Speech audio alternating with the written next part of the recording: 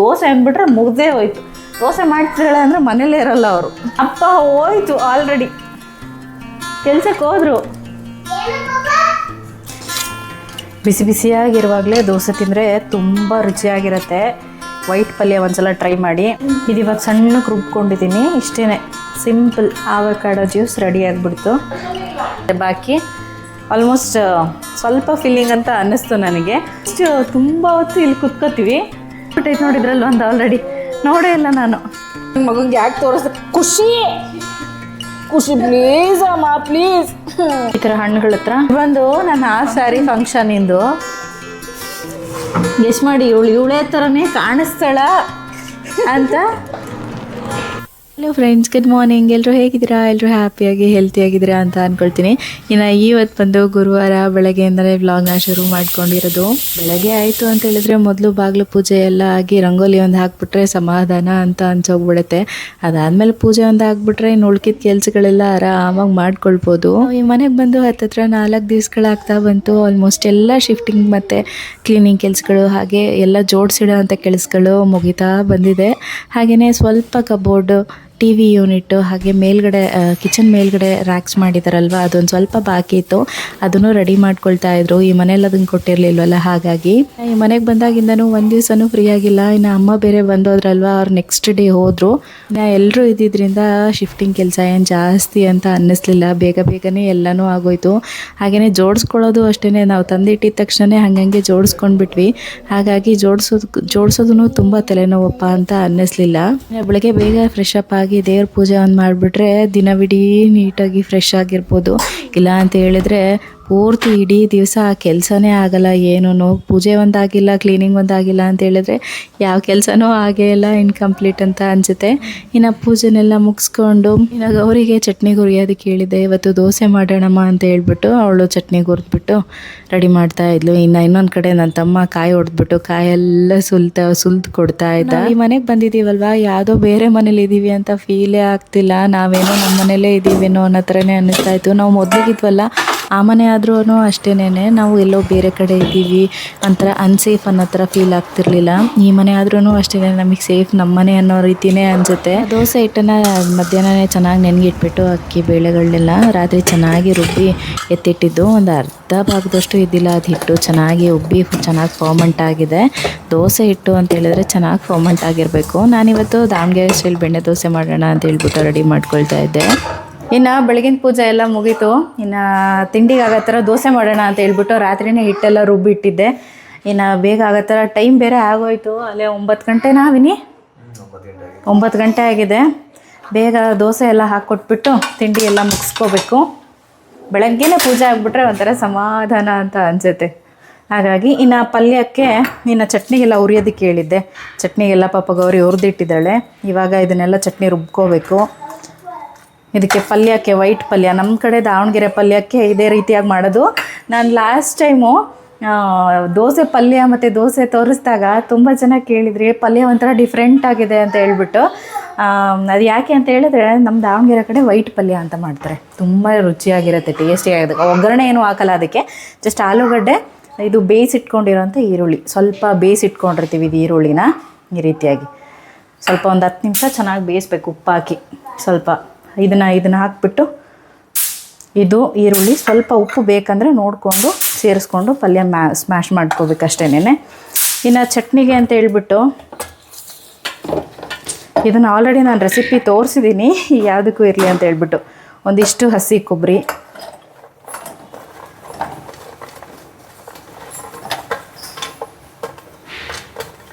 ಕಡಲೆ ಹಾಕ್ಬಿಟ್ರೆ ಫ್ಲೇವರ್ ಕಡಿಮೆ ಆಗಿಬಿಡುತ್ತೆ, ಅಷ್ಟು ರುಚಿಯಾಗಿ ಬರಲ್ಲ. ಕಾಯಿ ಚಟ್ನಿ ಅಂತ ಹೇಳಿದರೆ ಬರೀ ಕಾಯಲ್ಲೇ ಮಾಡಬೇಕು. ಇದು ಹುರಿದಿಟ್ಕೊಂಡಿರೋ ಅಂಥದ್ದು ಹಸಿರು ಮೆಣಸಿನ್ಕಾಯಿ, ಇದು ಒಂದಿಷ್ಟು ಹಾಕ್ಕೊಳ್ತಾ ಇದ್ದೀನಿ. ಹಾಗೆ ಒಂದಿಷ್ಟು ಬೆಳ್ಳುಳ್ಳಿ, ಹಾಗೆ ಒಂದು 2 ರಿಂದ 3 ಏಲಕ್ಕಿ ಹಾಕಿದ್ರೇ ಫ್ಲೇವರು. ದೋಸೆಗೆ ಮಾತ್ರ ಇದಕ್ಕೆ ಹಾಕಿದ್ರೆ ಚೆನ್ನಾಗಿರುತ್ತೆ. ಸ್ವಲ್ಪ ಕೊತ್ತಂಬರಿ ಸೊಪ್ಪು, ಇಷ್ಟು ಕಲ್ಲುಪ್ಪನ್ನ ಸೇರಿಸ್ತಾ ಇದ್ದೀನಿ. ಕಲ್ಲುಪ್ಪು ಹಾಕಿದ್ರೇ ರುಚಿಯಾಗಿ ಬರೋದು. ಇದಿಷ್ಟನ್ನು ಹಾಕ್ಬಿಟ್ಟು ಒಂದಿಷ್ಟು ನೀರು ಹಾಕಿ ಇದನ್ನು ಸಣ್ಣಗೆ ರುಬ್ಕೋಬೇಕು. ನೀರು ಜಾಸ್ತಿ ಹಾಕಬಾರ್ದು. ತಗೋತೀನಿ, ಇದು ರುಬ್ಕೊ. Is multi specialist.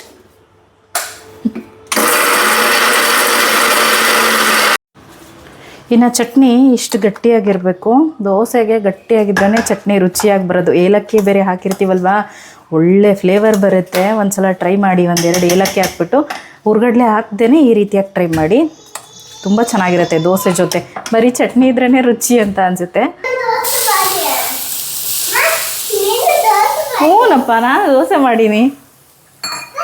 ಅಪ್ಪ ಹೋಯ್ತು ಆಲ್ರೆಡಿ, ಕೆಲ್ಸಕ್ಕೆ ಹೋದ್ರು. ಕರೀಲಿ ಖುಷಿ, ಪಪ್ಪ ಕರಿ. ಒಂದು 5 ನಿಮಿಷ ಲೇಟ್ ಆಗಂಗಿಲ್ಲ, ಹೊರಟೇ ಬಿಡ್ತಾರೆ. ಅದು ದೋಸೆ ಅಂದ್ಬಿಟ್ರೆ ಮುಗ್ದೇ ಹೋಯ್ತು. ದೋಸೆ ಮಾಡ್ತಿದ್ದಾಳೆ ಅಂದರೆ ಮನೇಲೇ ಇರೋಲ್ಲ ಅವರು, ಹಂಗೆ ಎಸ್ಕೇಪ್ ಆಗಿಬಿಡ್ತಾರೆ. ಅದಕ್ಕೆ ಮನೇಲಿ ಜಾಸ್ತಿ ದೋಸೆ ಮಾಡಲ್ಲ. ಇನ್ನು ಇದು ಸ್ವಲ್ಪ ವಾಟ್ರಿ ಕನ್ಸಿಸ್ಟೆಂಟಿಲಿದ್ದರೆ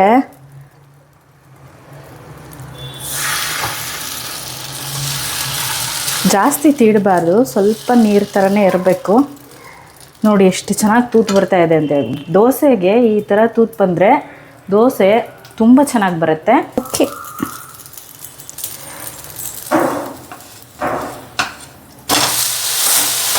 ಆಲೂಗಡ್ಡೆ ಪಲ್ಯ ಮಾಡಿಟ್ಕೊಂಡಿದ್ವಲ್ಲ,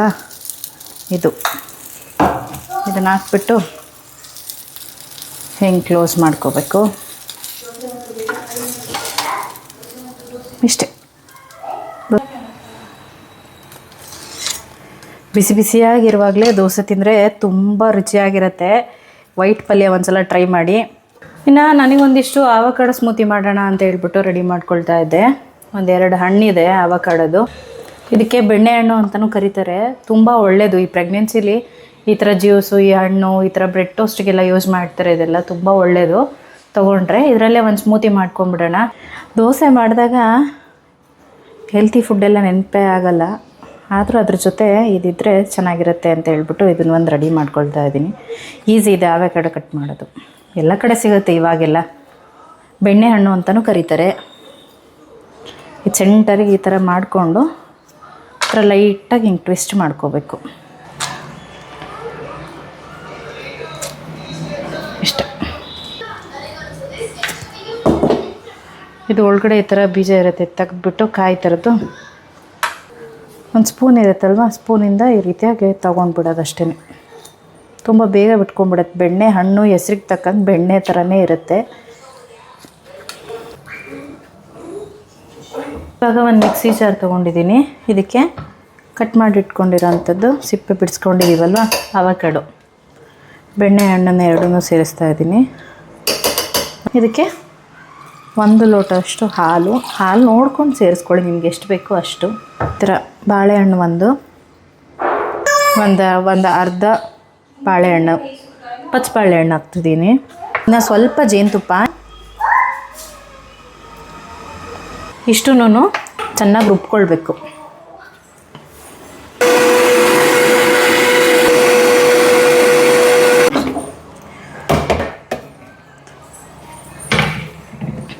ಇದು ಇವಾಗ ಸಣ್ಣಕ್ಕೆ ರುಬ್ಕೊಂಡಿದ್ದೀನಿ. ಇಷ್ಟೇ, ಸಿಂಪಲ್ ಆವಕಾಡೋ ಜ್ಯೂಸ್ ರೆಡಿ ಆಗಿಬಿಡ್ತು. ಕರೆಕ್ಟಾಗಿ 1 ಕಪ್ ಫಿಲ್ ಆಗಿದೆ ಇದು. ನಿಮಗೂ ಸ್ವಲ್ಪ ಕೊಡ್ತೀನಿ.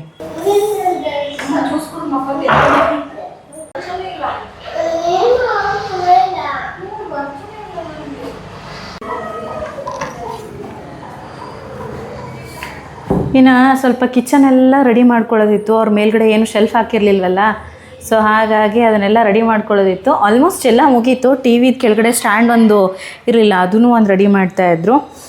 ಇವಾಗ ಇದೆಲ್ಲ ಇನ್ನೇನು ಉಳಿದಿದ್ರದ್ದು ಇದೆಲ್ಲ, ಇದೊಂದು ಸ್ವಲ್ಪ ಕೆಲಸ ಇದೆ ಬಾಕಿ. ಆಲ್ಮೋಸ್ಟ್ ಸ್ವಲ್ಪ ಫೀಲಿಂಗ್ ಅಂತ ಅನ್ನಿಸ್ತು ನನಗೆ. ಮುಂಚೆ ಕಂಪೇರ್ ಮಾಡಿದ್ರೆ ಇವಾಗ ಮನೆ ಒಂದು ಸ್ವಲ್ಪ ಓಕೆ ಅಂತ ಅನ್ನಿಸ್ತಾ ಇದೆ. ಅಂದರೆ ಟಿ ವಿ ನೆಟ್ ಕೆಳಗಡೆ, ಟಿ ವಿ ನೆಟ್ ಅಂತೂ ಸ್ವಲ್ಪನೂ ಇಲ್ಲ. ಅದಕ್ಕೆ ನಾವೇ ಆ ಥರ ಒಂದು ರೆಡಿ ಮಾಡ್ಕೊಂಡಿದ್ದೀವಿ. ತಗೋ ಖುಷಿಮಾ, ಇದೊಂಚೂರು ಜ್ಯೂಸ್ ಕುಡಿದ್ಬಿಡಪ್ಪಜ್ಜಿ, ಸಾಕು ನನಗೆ, ಹೊಟ್ಟೆ ತುಂಬಿತು. ಪ್ಲೀಸ್. ದೋಸೆ ತಟ್ಟೆ ಹಿಡ್ಕೊಂಡೆ ಅಡ್ಡಾಡ್ತಿದೆಯಲ್ಲೋ. ಇನ್ನು ಈ ಕಡೆ ಜಾಗ ನಮಗೊಂಥರ ತುಂಬ ಚೆನ್ನಾಗಿ ಅನಿಸ್ಬಿಟ್ಟಿದೆ. ಇಲ್ಲೊಂದಿಷ್ಟು ಈ ಗಿಡಗಳಲ್ಲೆಲ್ಲ ಇಲ್ಲೊಂದಿಷ್ಟು ಇಟ್ಟಿದ್ದೆ ನಾನು, ಚೆನ್ನಾಗಿರುತ್ತೆ ಅಂತ ಹೇಳ್ಬಿಟ್ಟು. ಇಲ್ಲಿ ಪಕ್ಕದಲ್ಲಿ ಮನೆ ಕಟ್ತಾ ಇದ್ದಾರೆ. ಪಕ್ಕದಲ್ಲೆಲ್ಲ ಈಗ ಸ್ವಲ್ಪ ಕ್ಯೂರಿಂಗ್ ಆಗೋದಕ್ಕೆ ನೀರು ಹಾಕ್ತಾ ಇದ್ದಾರೆ ಅನಿಸುತ್ತೆ ಅವರು. ಇಲ್ಲ ಫುಲ್ ಸಿಮೆಂಟು, ನೀರು ದುಬು ಬಿದ್ದು ಹೋಗ್ಬಿಡುತ್ತೆ. ಹಾಗಾಗಿ ಏನೂ ಹಾಕಿಲ್ಲ, ಇಲ್ಲೇ ಇಟ್ಟಿದ್ದೀವಿ ಈಗ ಸದ್ಯಕ್ಕೆ.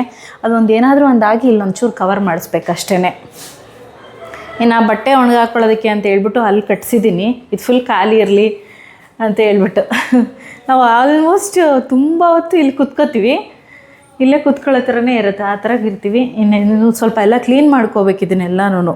ಮೊನ್ನೆ ಎಲ್ಲ ನೀಟಾಗಿ ಒರೆಸಿದ್ರೆ ಅದು ಸಿಮೆಂಟ್ ನೀರೆಲ್ಲ ಬಿದ್ದೋಯ್ತಲ್ವ, ಸೊ ಹಂಗಾಗಿ ಎಲ್ಲ ಮತ್ತೆ ಗಲೀಜಾಗ್ಬಿಟ್ಟಿದೆ. ಪಾಪ ಹುಡುಗರು ಎಷ್ಟು ಹಾಕಿ ತಿಕ್ಬಿಟ್ಟಿದ್ರು ಅಲ್ವಾ. ಅಷ್ಟೇ. ಸ್ಮೂತಿ ಚೆನ್ನಾಗಿದೆ, ಟ್ರೈ ಮಾಡಿ ಒಂದು ಸಲ. ಹೆಲ್ತಿ, ಆರೋಗ್ಯಕ್ಕೂ ಒಳ್ಳೆಯದು. ಗಿಡಗಳಿಗೆಲ್ಲ ಚೆನ್ನಾಗಿ ನೀರು ಬಿಟ್ಬಿಡಿದೆ. ಅಲ್ಲಿ ಈಗಿನ ನೀರಿಗೆ ಅಂದರೆ ಜಾಗನೇ ಇರಲಿಲ್ವಲ್ಲ, ತುಂಬ ಕಡಿಮೆ ಇತ್ತು ಜಾಗ, ಹಂಗಾಗಿ ಎಲ್ಲ ಸ್ವರ್ಗೋಗ್ಬಿಟ್ಟಿದೆ. ಈಗ ಪರವಾಗಿಲ್ಲ, ಒಂದು ಸ್ವಲ್ಪ ಗಾಳಿ, ಅದಕ್ಕೂ ಸ್ವಲ್ಪ ಜಾಗ ಅನ್ನೋ ಥರ ಆಗಿದೆ ಅಲ್ವಾ, ಚೆನ್ನಾಗಿ ಚಿಗುರ್ತಾ ಇದೆ. ಇದರಲ್ಲಿ ಆಲ್ರೆಡಿ ಇದರಲ್ಲಿ ಒಂದು ಮೊಗ್ಗು ಬಿಟ್ಟಿದೆ ನೋಡ್ಗವ್ರಿ, ಮೊಗ್ಗು ಬಿಟ್ಟೈತೆ ನೋಡಿ ಇದ್ರಲ್ಲಿ ಒಂದು ಆಲ್ರೆಡಿ, ನೋಡೇ ಇಲ್ಲ ನಾನು. ಅದು ನೀನೆಲ್ಲ ಟಚ್ ಮಾಡಿಬಿಡಮ್ಮ, ಇನ್ನೂ ಮುಟ್ತಿದ್ದಂಗೆ ಬೆಳೀತಿದ್ದಂಗೆ ಬೆಳೀಲಿ, ಹಿಂಗಾಗಲಿ. ಆಮೇಲೆ ಕಟ್ ಮಾಡೋಣ. ಬೆಳಕಣೋ ಗೌರಿ ಪ್ಲೀಸ್ ಹಿಡ್ಕೊಳಪ್ಪಿ. ಈ ನನ್ನ ಮಗಂಗೆ ಯಾಕೆ ತೋರಿಸ್ದೆ? ಖುಷಿ ಪ್ಲೀಸ್ ಅಮ್ಮ, ಪ್ಲೀಸ್. ಕೇಳ್ಬೇಡ್ವಾ, ಕೇಳ್ಬೇಡ್ವೋ ಯಾಕೋ ನೋಡಿದೆ ನೀನು? ನೋಡಪ್ಪಿ, ಕೇಳ್ಬೇಡ್ವೋ. ನಡಿ ದೋಸೆ ತಿನ್ನು, ನಡಿ ಕರ್ಕೊಂಡು ಹೋಗ್ಬಿಡೋಣ ಬಾ, ಇಲ್ಲ ಕಿತ್ತಾಕ್ಬಿಡ್ತಾನೆ ಅವನು. ಜಸ್ಟ್ ಮಿಸ್ ಅಷ್ಟೇ. ಖುಷಿ ಎಲ್ಲನೂ ಕಟ್ ಮಾಡಿ ಬಿಸಾಕ್ಬಿಡೋನು. ಇನ್ನು ಒಳಗಡೆ ಹಣ್ಣೆಲ್ಲ ಇಟ್ಟಿರ್ತೀವಲ್ವ, ಈ ಥರ ಬಾಳೆಹಣ್ಣು, ಪಚ್ಚ ಬಾಳೆಹಣ್ಣು ಇಟ್ಟಿರೋ ಕಡೆ, ಹಾಗೆ ದಾಳಿಂಬೆ ಹಣ್ಣು ಇರೋ ಕಡೆ ಜಾಸ್ತಿ ನೊರ್ಜುಗಳು ಜಾಸ್ತಿ. ಫ್ರಿಜ್ಜಲ್ಲಿ ಇಟ್ಟರೆ ಬಾಳೆಹಣ್ಣೆಲ್ಲ ಫ್ರಿಜ್ಜಲ್ಲಿ ಇಡೋಕ್ಕೆ ಬರೋಲ್ಲ, ಹಾಗಾಗಿ ಈ ಥರ ನೊರ್ಜುಗಳು ಆಡ್ತಾನೆ ಇರುತ್ತೆ. ಇದಕ್ಕೆ ಏನಿಲ್ಲ, ಈ ಥರದ್ದು ಒಂದು ನಿಂಬೆಹಣ್ಣು ಇರುತ್ತಲ್ವ, ಇದನ್ನು ಅರ್ಧ ಕಟ್ ಮಾಡಿಕೊಂಡು ಈ ಥರ ಹಿಂಗೆ ಅರ್ಧ ಕಟ್ ಮಾಡಿಕೊಂಡು ಒಂದಿಷ್ಟು ಲವಂಗ ತಗೊಂಡು, ಲವಂಗ ಒಂದು 4-5 ಆದರೆ ಸಾಕಾಗತ್ತೆ. ಇದಕ್ಕೆ ಈ ಥರ ಚುಚ್ಚಬೇಕು ಎಲ್ಲ ಕಡೆನೂ. ಒಂದು 5-6 ಆದರೆ ಸಾಕಾಗತ್ತೆ ಅನಿಸುತ್ತೆ. ಏನಾಗಲ್ಲ, ನಿಂಬೆಹಣ್ಣು ಹಾಗೆ ಇಟ್ಟರು ನಿಂಬೆಹಣ್ಣೇನು ಇದಾಗಲ್ಲ. ಹೀಗೆ ಮಾಡೋದ್ರಿಂದ ನೊರ್ಜುಗಳು ಕಡಿಮೆ ಆಗುತ್ತೆ. ನಾನೊಂದು 2 ಸಲ ಇದೇ ರೀತಿಯಾಗಿ ಮಾಡಿಟ್ಟಿದ್ದು, ಇನ್ಸ್ಟಾದಲ್ಲಿ ನೋಡಿದ್ದು ನಾನು ಈ ರೀತಿಯಾಗಿ ಮಾಡೋದು ಅಂತ ಹೇಳ್ಬಿಟ್ಟು. ಇಷ್ಟೇ, ಈ ಥರ ಹಣ್ಣುಗಳ ಹತ್ರ ಇಟ್ಬಿಡೋದು ಅಷ್ಟೇನೆ. ಈ ಥರ ಇಟ್ಟರೆ ಸಾಕು. ಇಲ್ಲೆಲ್ಲ ನೊರ್ಜುಗಳು ಆಡ್ತಿದ್ದೆ ನೋಡಿ, ಇದೆಲ್ಲ ಕಡಿಮೆ ಆಗುತ್ತೆ ಸ್ವಲ್ಪ ಹೊತ್ತಿಗೆ. ಟ್ರೈ ಮಾಡಿ, ಬಟ್ ಇದು ಖಂಡಿತ ವರ್ಕ್ ಆಗೇ ಆಗುತ್ತೆ. ನೊರ್ಜುಗಳಿದ್ರೇ ಆ ಥರ ಗಿಜಿ ಅಂತ ಅನಿಸುತ್ತೆ. ಹಾಗಾಗಿ ಏನು ಮಾಡ್ತಿದ್ಯಾ ಗೌರಿ? ನಾನಾ ಆಲ್ಬಮ್ ಸಿಕ್ತು, ನೋಡ್ತಾ ಇದ್ದೀನಿ. ಓಹೋ, ನೋಡಿ ಇದರಲ್ಲೆಲ್ಲ ಇದ್ದೀರಾ, ತಡೀರಿ, ಎಷ್ಟೆಷ್ಟು ಇದ್ದೀರಾ ಇದ್ದಾಗ ಒಟ್ಟಿಗೆ ಅಂತ ನೋಡ್ತಾ ಇದ್ದೀನಿ. ಇದು ಬಂದು ನನ್ನ ಹಾಫ್ ಸ್ಯಾರಿ ಫಂಕ್ಷನಿಂದು. ಅವಾಗ ಹೇಗಿದ್ದೀನೋ ಇವಾಗಲೂ ಹಾಗೆ ಇದ್ದೀನ ನೋಡಿ. ನಮ್ಮಮ್ಮ, ಇದು ನಾನು. ಚೇಂಜ್ ಇದ್ದೀನ, ಹಂಗೆ ಇದ್ದೀನ? ಚೇಂಜ್ ಇದ್ದೀರಾ? ತೆಳ್ಳ ಇದೆಯಾ? ಇದ್ರಲ್ಲಿ ಸಣ್ಣ ಇದೆ. ಇದ್ರಲ್ಲಿ ನಮ್ಮ ಬಾಬಾ ಫೋಟೋ ಇಲ್ಲಿದೆ ನೋಡು. ಇದೊಂದು ನಮ್ಮ ಬ್ರೋ ಇದ್ದಾನೆ ಇಲ್ಲಿದ್ದಾನೆ ನೋಡಿ. ಇದು ಹಿಂದೆ ಒಂದು ದೊಡ್ಡ ಸ್ಟೋರಿನೇ ಇದೆ. ಇದು ಏನಂತಾರೆ ಅದಕ್ಕೆ? ಟಮಟೆ. ಇವನೊಬ್ಬ ಇನ್ನು ಈ ಟಮಟೆ ಇದೆ ಅಲ್ವಾ, ಆಲ್ಮೋಸ್ಟ್ ಗೌರಿ ಏನು ಗೊತ್ತಾ, ನಾನು ನನ್ನ ತಮ್ಮಗೆ ಆಲ್ರೆಡಿ ರೆಡಿ ಮಾಡಿ ಕೊಟ್ಬಿಟ್ಟಿದ್ದೆ. ಆ್ಯನ್ಯುವಲ್ ಡೇ ಇತ್ತು, ಉತ್ಸವ ಇತ್ತು ಅಂತ ಹೇಳ್ಬಿಟ್ಟು. ಇವನಿದಾನಲ್ವಾ ನನ್ನ ಫ್ರೆಂಡ್ ತಮ್ಮ, ಇವನು ಹೆಸ್ರೇನು ವಿನಯ್. ಇವನ ಹೆಸರು ವಿನಯ್. ಅವ್ರ ಅಕ್ಕ ರೆಡಿನೇ ಮಾಡಿಲ್ಲ ಇದನ್ನು. ಇನ್ನೇನು ಸ್ಟೇಜಿಗೆ ಹೋಗ್ಬೇಕು ಅವಾಗ ಹೇಳ್ತಾ ಇದ್ರಳೆ. ಅವಾಗೆಲ್ಲ ಮಾರ್ಕ್ ಮಾಡಿ, ಇದೆಲ್ಲ ಡಿಸೈನ್ ಮಾಡಿ, ಕ್ರೇಯಾನ್ಸಲ್ಲಿ ತುಂಬಿ ಅವಾಗ ಮಾಡಿಕೊಟ್ಟಿದ್ದು ಅದನ್ನು. ನನಗೆ ಬರಲ್ಲ ಕೇಳಿದ್ರೆ ಮಾಡ್ಕೊಡೋದಲ್ವೇನೆ ಅಂತ ಹೇಳಿದೆ. ನನಗೆ ಬರಲ್ಲ ಒಣಿ, ನಂಗೆ ಗೊತ್ತಾಗಿಲ್ಲ ಅಂತ ಹೇಳಿದ್ಲು. ಹಂಗೆ ಅರ್ಜೆಂಟಾಗಿ ಸಡನ್ನಾಗಿ ಮಾಡಿ ಕೊಟ್ಟಿದ್ದು. ನಮ್ಮೇ ಸ್ಟೇಜ್ ಪರ್ಫಾರ್ಮೆನ್ಸ್ ಕೊಟ್ಟಿದ್ದು ತುಂಬ ಕಡಿಮೆ. ನಿಜ, ಅದು ನಿಜನೇ. ಸ್ಟೇಜಲ್ಲಿ ಒಂದು ನಿಲ್ಸಿದ್ರೆ ಹತ್ಕೊಂಡಮ್ಮ ಅನ್ನೋನು. ಇಲ್ಲಿ ನೋಡ್ರಿ ನಾವು ಅಪ್ಪಾಜಿ ನೋಡಿಲ್ಲ ಅನ್ಸುತ್ತೆ ನೀವು. ಅದರಲ್ಲಿ ಇಷ್ಟು ಚೆನ್ನಾಗಿದ್ದಾರೆ. ದೊಡ್ಡ ಫೋಟೋ ಇದೆ ಅದರಲ್ಲಿ, ಒಂದು ತೋರಿಸ್ತೀನಿ.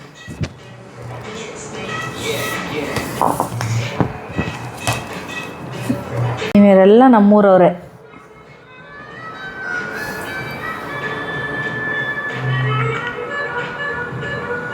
ಎಲ್ಲಿ ಸಿಕ್ತು ನಿನಗಿದು? ಹಾಂ ಎಲ್ಲಿ ಸಿಕ್ತು ನಿನಗಿದು? ವಾರ್ಡ್ರೋಬಲ್ಲಿ. ವಾರ್ಡ್ರೋಬಲ್ಲಿ. ಇವ್ರು ನಮ್ಮ ತಾತ. ದೊಡ್ಡ ನಮ್ಮ ಅಪ್ಪಾಜಿಯ ದೊಡ್ಡ ನಮ್ಮ ಅಪ್ಪಾಜಿ ಇವರು. ಇಲ್ಲಿ ನನ್ನ ತಮ್ಮಂದ್ರಿದ್ದಾರೆ, ಇವರಿಬ್ಬರು ನಮ್ಮ ಚಿಕ್ಕಪ್ಪನ ಮಕ್ಕಳು, ನಮ್ಮ ಆಂಟಿ. ದರ್ಶನ ನೋಡಿ ಹೆಂಗಿದೆ. ದರ್ಶನ ನೋಡು. ಇದು ನೋಡು ಕೀಪ್ಯಾಡ್ ಫೋನು ವಿನಿ. ಅವಾಗ ಇದು ನೆನಪೈತ ವಿನಿ ಫೋನು? ನೆನಪೈತೆ. ಕಲರ್ ತೆಗೆದು ಬಿಟ್ಟಿದ್ದಾರೆ. ಇದರಲ್ಲೈತೆ ನೋಡು ಫೋಟೋ.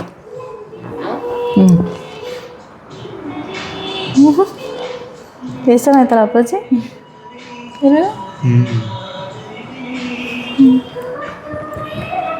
ಕ್ಲೋಸ್ ಅಪ್ಪು.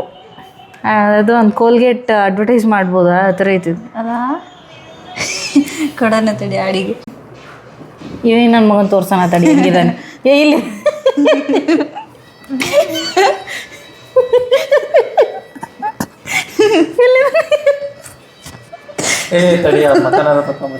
ಏನು ಮಗ ತಕ್ಕತ್ತೀಯ? ಇರ್ಲಿ ಬಿಡ. ನಮ್ಮ ಖುಷಿ ಒಂದು ಸ್ವಲ್ಪ ಲೈಟಾಗಿ ಹಿಂಗೆ ಕಾಣಿಸ್ತಾನಲ್ಲ ಅಲ್ಲವೇನಿ? ಅವ್ನಿಗೆ ಹೇರ್ ಕಟ್ಟಿಂಗಿಗೂ ನೋಸಿಗೂ ಹಿಂಗೆ ಇರೋದು, ಚೂರು ಲೈಟಾಗಿ ಹಿಂಗೆ ಬರ್ತಾನೆ. ನನಗೆ ಯಾವಾಗಲೂ ಹಿಂಗೆ ಬಂದ್ಬಿಡ್ತಿದ್ದು. ಇವ್ರು ನೋಡಿ, ಇವ್ರು ನಮ್ಮ ಅತ್ತೆ ಮಾವ. ಅಂದರೆ ನನ್ನ ಹಸ್ಬೆಂಡ್ ಇದ್ದಾರಲ್ಲ, ಅವ್ರ ಅಪ್ಪಾಜಿ ಅವ್ರ ಅಮ್ಮ. ಅತ್ತೆ ಇಲ್ಲ, ಅತ್ತೆ ಮಾವ. ನಮ್ಮ ಅಪ್ಪಾಜಿ ಆವಾಗಲೇ ಹಾಕ್ಸಿದ್ದಾರೆ. ಇದು ಎರಡು ಫೋಟೋ ಇತ್ತು, ಒಂದು ಪೇರಿನ ಫೋಟೋ, ಅದರಲ್ಲಿ ಹಿಂಗೆ ಮರ್ಜ್ ಮಾಡಿ ಹಾಕಿರೋದು. ಇಲ್ಲಿದ್ದಾಳೆ ನೋಡಿ ನಮ್ಮ ಹುಡುಗಿ. ಗೆಸ್ ಮಾಡಿ, ಇವಳೇ ಥರನೇ ಕಾಣಿಸ್ತಾಳ ಅಂತ ಅಲ್ಲ?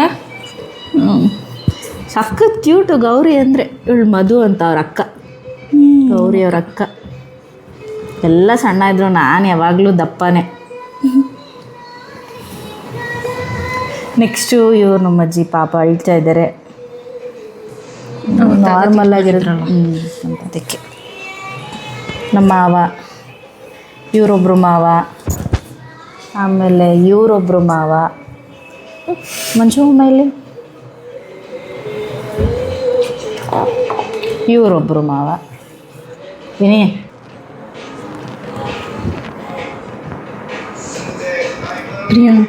ಪ್ರಿಯಾ ಎಷ್ಟು ಸಲ ಹೇಳಿದೆ ಹೇಳು ಪ್ರಿಯಾಂಕಾ.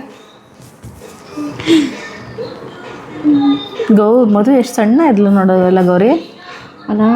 ಅವಳು ಆಮೇಲೆ ದಪ್ಪಾಗಿ ಇಬ್ಬರು ಹಾಗೆ ನೀವು ಅಲ್ಲಿದ್ದೀವಿ ನೋಡು. ಮೂವರು. ಅವನೊಬ್ಬ ಮಿಸ್ಸಿಂಗು, ಇವನೊಬ್ಬ ಮಿಸ್ಸಿಂಗ್. ಎಲ್ಲರೂ ಇದ್ದೀವಿ, ಕರೆಕ್ಟಾಗಿ ಮೂವರು ಇದ್ದೀವಿ. ಇದು ಊಟಕ್ಕೆ ಮಾಡಿಸಿದ ಫೋಟೋ ತೆಗ್ದಿರೋದು. ನೀವು ನಮ್ಮ ಅಪ್ಪಾಜಿ, ನಮ್ಮಮ್ಮ. ಅಪ್ಪಾಜಿ ಇನ್ನೊಂದ್ಸತಿ ಬಂದಾಗ ತೋರಿಸ್ತೀನಿ ನಾನು. ಇವಾಗ ಈ ಥರ ಇಲ್ಲ, ಇವಾಗ ಸ್ವಲ್ಪ ಸಣ್ಣ ಆಗಿಬಿಟ್ಟಿದ್ದಾರೆ. ಅವಾಗ ತುಂಬ ಚೆನ್ನಾಗಿದ್ರು. ನಮ್ಮನ್ನು ತೋರಿಸೋಮರೆಯ. ನಮ್ಮಮ್ಮಂಗೆ ಈ ಫೋಟೋ ಸಿಕ್ಕಾಪಟ್ಟೆ ಇಷ್ಟ ಅಂತೆ. ಒನಕ್ಕೆ ಓಬೋವ ಥರ ನಿಂತ್ಕೊಂಡಿದ್ಯಾ ನೀ ಇದರಲ್ಲಿ ಅಂತ ಹೇಳ್ತಿರ್ತಾರೆ. ಇವಾಗ ಎಲ್ಲರೂ ಅದನ್ನ ಹೇಳಿದರು ಅವಾಗ ತೆಗ್ಸ್ತಾ ಫೋಟೋ ತಗೊಂಡು ಬಂದಾಗ. ಇಲ್ಲಿದ ನೋಡಿ. ತುಂಬ ಚೆನ್ನಾಗಿ ಮಾಡಿಕೊಟ್ರು. ಸ್ವಲ್ಪ ಫೋಟೋಸ್ ಎಲ್ಲ ನನಗೆ ಈ ಫೋಟೋ ತುಂಬ ಇಷ್ಟ. ಇಷ್ಟೇ ಮುಗೀತಲ್ಲ. ಮುಗೀತು. ತುಂಬ ಚೆನ್ನಾಗಿ ಮಾಡಿದರು ನನ್ನ ಫಂಕ್ಷನ್ನು. ನಾವು ಅಪ್ಪಾಜಿ ನೋಡಿದ್ರಲ್ಲಿ ಎಷ್ಟು ಸ್ಮಾರ್ಟ್ ಇದೆಯಾ. ಇದರಲ್ಲಿ ಎಷ್ಟು ಸ್ಮಾರ್ಟ್. ಇದು ಕಾಲೇಜಲ್ಲಿದ್ದಾಗ ತಗ್ಸಿದ್ದು ಇದು ಈ ಫೋಟೋ. ಮಾಮ ಇವ್ರು ನಮ್ಮ ಅಪ್ಪಾಜಿ ಮದುವೆ ಟೈಮಲ್ಲಿ ಮದುವೆ ಫೋಟೋ ಇಲ್ಲಿದೆ. ಇದು ಆ್ಯಕ್ಚುಲಿ ನಮ್ಮ ಅಪ್ಪಾಜಿ ಅಮ್ಮಂದು ಮತ್ತು ಇವ್ರ ಅಪ್ಪಾಜಿ ಅಮ್ಮಂದು ಒಟ್ಟಿಗೆ ಮದುವೆ ಆಗಿದ್ದು ಅಲ್ಲ. ಇಲ್ಲಿದೆ, ಬಟ್ ಇದು ಹಾಳಾಗೋಗೈತೆ. ಹಾಳಾಗೈತೆ. ಇದರಲ್ಲಿದ್ದಾರೆ, ಇದರಲ್ಲೆಲ್ಲರೂ ಇದ್ದಾರೆ. ಇದು ಇವ್ರ ಅಪ್ಪಾಜಿ ಇವರಮ್ಮ, ಇದು ನಮ್ಮ ಅಪ್ಪಾಜಿ ನಮ್ಮಮ್ಮ ಒಟ್ಟಿಗೆ ಮದುವೆ ಆಗಿದ್ದು. ನಾನು ಹುಟ್ಟಿ 7 ದಿವಸ ಆದಮೇಲೆ ಇವ್ರ ಅಕ್ಕ ಮಧು ಹುಟ್ಟಿರೋದು. ಆ ಥರ. ಮತ್ತೆ ಯಾವುದು ಇದು ಅಪ್ಪಾಜಿ? ಇದು ನಮ್ಮಮ್ಮಂದು ಎಂಗೇಜ್ಮೆಂಟಿನಂತೆ ನೋಡಿ. ಎಂಗೇಜ್ಮೆಂಟೆಲ್ಲ ಅಮ್ಮ ಹಿಂಗೆ ಇದ್ರು. ಮೊನ್ನೆ ಬಂದಿದ್ರಲ್ಲ, ನೋಡಿದ್ವಿ ಅನ್ಸುತ್ತೆ ಇವ್ರನ್ನ. ಶೇಷಮ್ಮ. ಮತ್ತೆ ಗೌರಿ ಅದು ಸೋಫಾ ಹಾಕ್ಬಿಟ್ಟು ಅಷ್ಟೇ ಫಂಕ್ಷನ್. ಎಲ್ಲ ಮೆಮೊರೀಸ್ ಫೋಟೋಸ್ ಇರಬೇಕು ಅಂತಾರಲ್ಲ, ಫೋನಲ್ಲಿ ಇಟ್ಕೊಂಡಿರೋ ಯಾವುದು ಇರಲ್ಲ. ಈ ಥರದ್ದು ಒಂದು ನೋಡ್ವಿನಿ, ಇದು ಫ್ರೇಮು ಚೆನ್ನಾಗಿ ಮಾಡಿಕೊಟ್ಟಿದ್ದಾರಲ್ಲ. ಈ ಥರದ್ದು ಒಂದು ಆಲ್ಬಮ್ಗೆ ಹಾಕಿ ಇಟ್ಕೊಂಡ್ಬಿಟ್ರೆ, ಆಲ್ಬಮ್ ಮಾಡಿಸಿದ್ರೆ ಒಂದು ಮೆಮೊರೀಸ್ ಅಂತ ಇರುತ್ತೆ. ಆಲ್ಮೋಸ್ಟು ನಮ್ಮದು ಖುಷಿದು ಏನೇನಿದೆ ಅಲ್ವಾ ಅದನ್ನೆಲ್ಲ ಸೇರಿಸಿ ಒಂದು ಆಲ್ಬಮ್ ಮಾಡೋಣ ಅಂತ ಅಂದ್ಕೊಂಡಿದ್ದೀನಿ. ಫೋಟೋಸ್ ಎಲ್ಲ ಇವಾಗ ಹಂಗೆ ಇದೆ, ಯಾವಾಗ ಡಿಲೀಟ್ ಆಗುತ್ತೆ ಅಂತ ಗೊತ್ತಾಗಲ್ಲ. ಹಾಗಾಗಿ ಒಂದು ಸತಿ ಆಲ್ಬಮ್ ಮಾಡಿಸ್ಬಿಟ್ರೆ ಲೈಫ್ ಟೈಮ್ ಇರ್ತವೆ. ಇನ್ನೂ ಸುಮಾರಷ್ಟು ಫೋಟೋಸ್ ಇದ್ದಾವೆ. ಮದುವೆ ಫೋಟೋಸು, ನಮ್ಮಮ್ಮನ ಮದುವೆ ಫೋಟೋಸು, ಅಪ್ಪಾಜಿ ಅಮ್ಮಂದು, ಆಮೇಲೆ ಇವ್ರ ಚೈಲ್ಡ್ಹುಡ್, ನಮ್ಮ ಮನೆಯವ್ರ ಚೈಲ್ಡ್ಹುಡ್ ಫೋಟೋಸ್ ಎಲ್ಲ ಇದ್ದಾವೆ. ಒಂದ್ಸಲ ಇದು ಒಂದೇ ಸಿಕ್ಕಿದ್ದೀಗ ಐತಲ್ಲ ಮದುವೆ ಫೋಟೋಸ್ ಅಲ್ಲೇ ಕೆಳಗಡೆ ನೋಡಿದ್ರಾಯ್ತು. ನೋಡೋಣ. ಮತ್ತೊಂದ್ಸಲ ಇರಬೇಕು. ಚೆನ್ನಾಗಿದೆ ಮೆಮೊರೀಸ್ ಎಲ್ಲ. ಹಾಗೆ ಈ ವ್ಲಾಗ್ನ ಇಲ್ಲಿಗೆ ಎಂಡ್ ಮಾಡ್ತಾ ಇದ್ದೀನಿ. ಈ ವ್ಲಾಗ್ ನಿಮಗೆ ಇಷ್ಟ ಆದರೆ ಒಂದು ಲೈಕ್ ಮಾಡೋದನ್ನು ಮರಿಬೇಡಿ. ಹಾಗೆ ಮತ್ತೊಂದು ಬ್ಯೂಟಿಫುಲ್ ವ್ಲಾಗ್ ಜೊತೆ ಮತ್ತೆ ಸಿಗ್ತೀನಿ. ಅಲ್ಲಿವರೆಗೂ ಟೇಕ್ ಕೇರ್, ಬಾಯ್.